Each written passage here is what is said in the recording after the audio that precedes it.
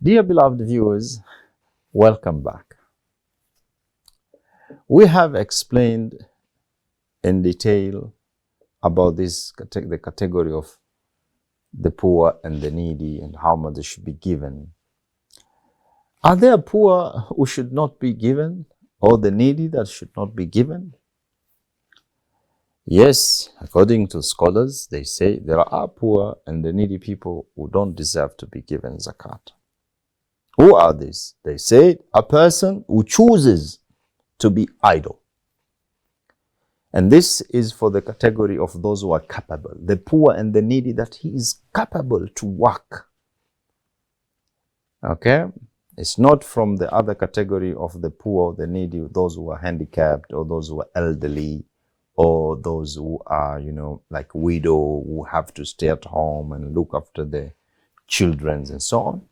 This is specifically if it is the poor and the needy who has a person who is complete, is sane, is young.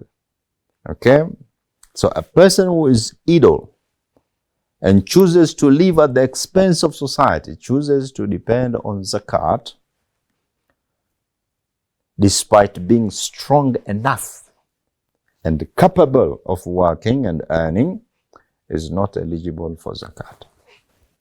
A person with the following characteristics should not be given zakat. A person that is strong enough and capable of working, and there is a work, but he doesn't want to work. Rather, he wants to depend on this financial support from zakat. And that work that is there is halal, is permissible. And that work is within his ability to perform.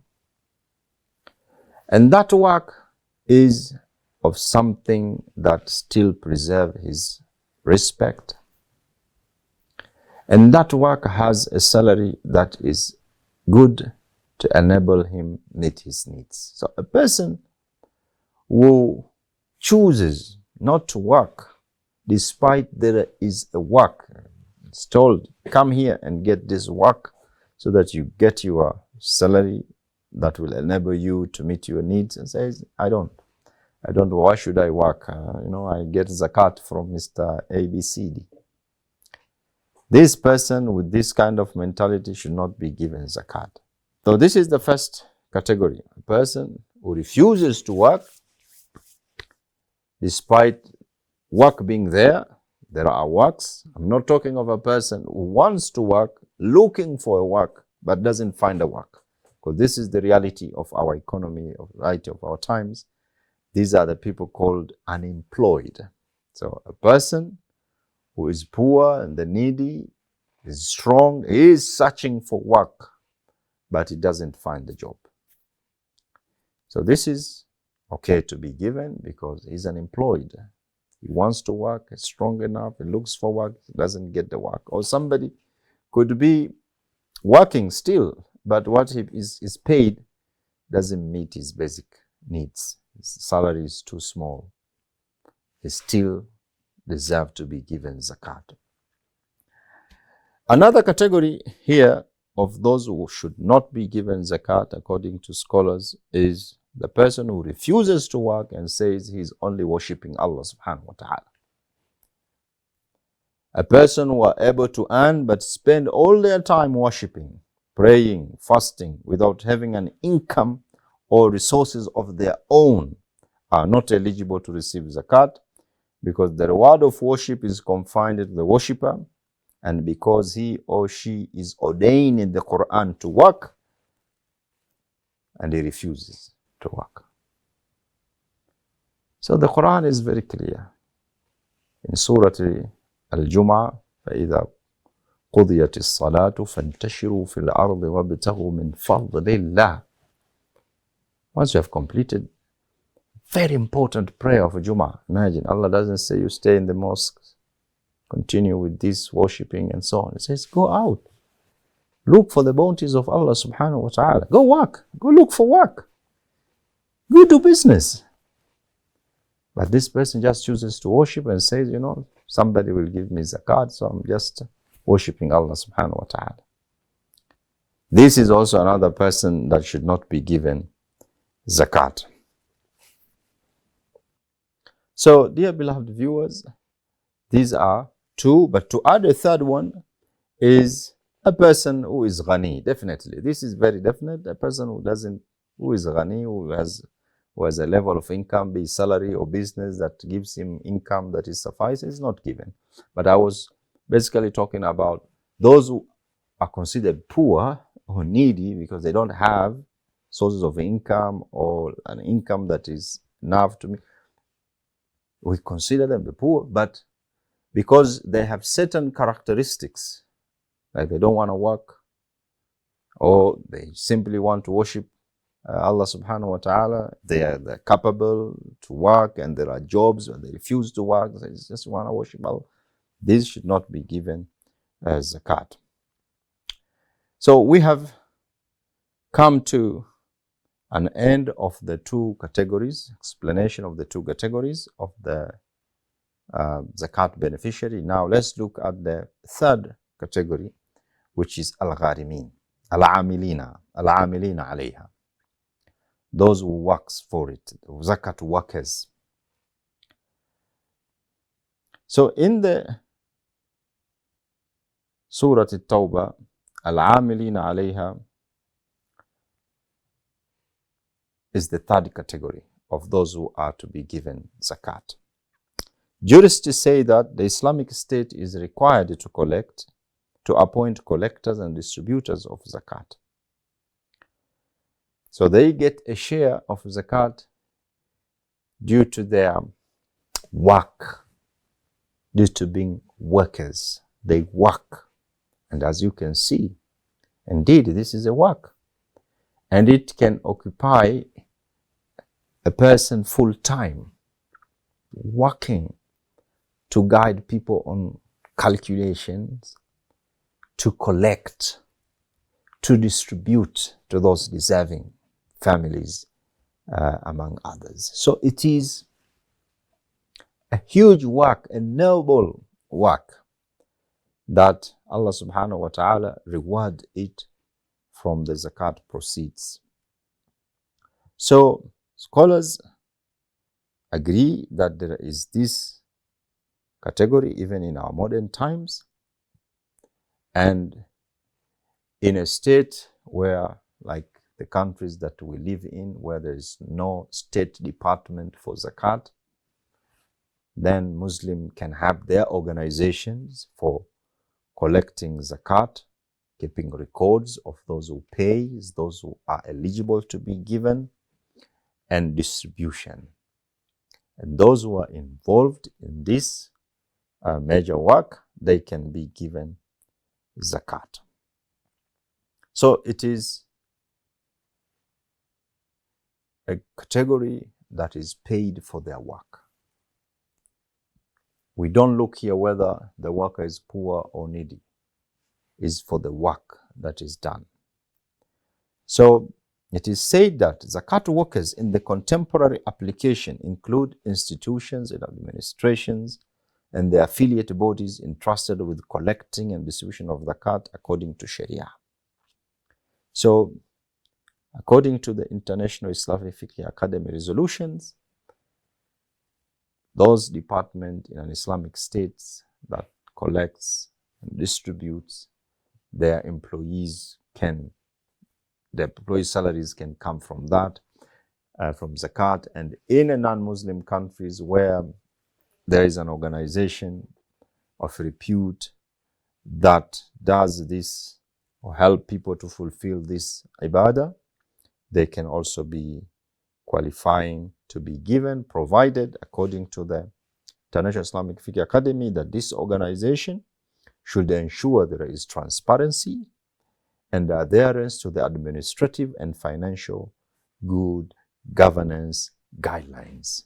This is to say, there is a proper financial management, not an organization of dishonest people. They are not transparent running these organizations, and definitely spoil the ibadahs of other people. So it should be an organization of repute that can do this work in a transparency and a very prudent manner. How much should they be given? How much are they given? How much should be given from the zakat under this category? So jurists are of the opinion that a worker in zakat organization need not to be poor in order to receive compensation for his or her work. So they are paid salaries equal to the market value of their labor. So we need to craft the job description and reward them based on the market value of their labor, based on the work they do and the market value of paying such kind of a person. Now, Ibn Uthaymeen says if this person is poor, again, is a worker and poor. If they are poor, they are given for their work and for being poor for what suffices them for a year.